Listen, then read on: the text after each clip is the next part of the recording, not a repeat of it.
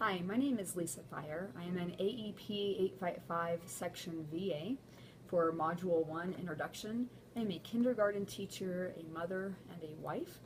The most influential person in my life was my grandpa Tony.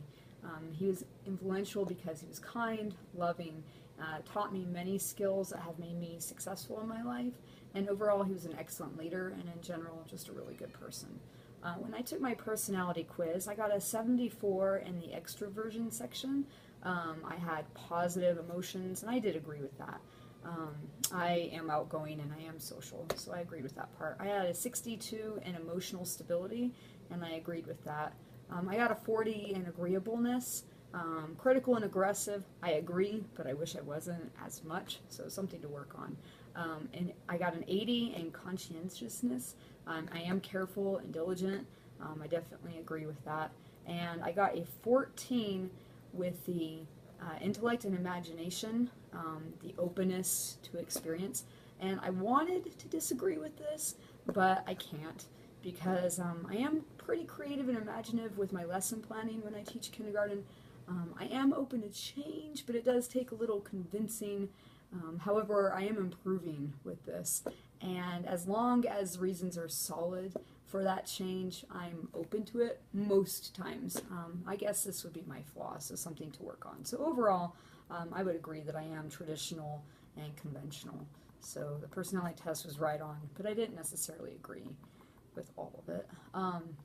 So the two types of leadership that I agreed with most was the authentic leadership.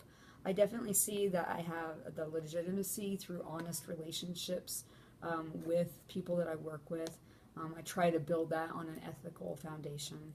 I try to be positive with people and as truthful as I can be with those concepts to promote openness, even though I myself am not as open to change, but I definitely try to help encourage others to be open.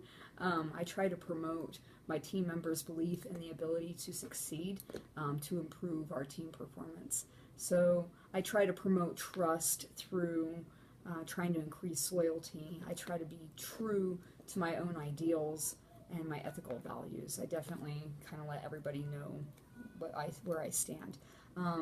I definitely use a lot of self-reflection and self-awareness, and I do a lot of teaching, and I also work with my other kindergarten teammates and my para by telling a lot of life stories, so that way I can kind of give that kind of human touch to it. So I'm true to myself, I'm open with others, I'm honest, I try to do the right thing, I always speak from my heart. I have to know what I stand for, and I try to increase my self-awareness that way. I let people know my fears and my anxieties, and I share that with them.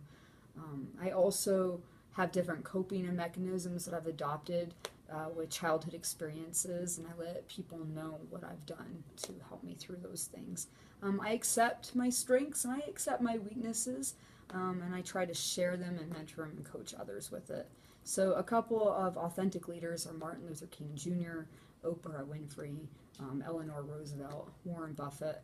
An example, Steve Jobs. Steve Jobs said when he did a commencement address through Stanford University, he said, "Truth be told, this is the closest I've ever gotten to a college graduation."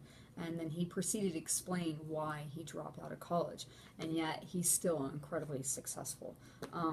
Was incredibly successful. I'm not afraid to tell other people my failures, and I'm not afraid to talk about my mistakes and shortcomings, and I try to use that to teach others that it's okay to make mistakes. I tell my kindergarten students it's okay to make mistakes, but we have to learn and move on from them. But that's a lot like my flaw with the personality quiz, so the connection there is like how I need to become more open with changes and not so stuck in my old and conventional traditional ways. My other one is the path goal theory. So leaders have to be flexible and change their behavior style, and Steve Jobs is also open to this.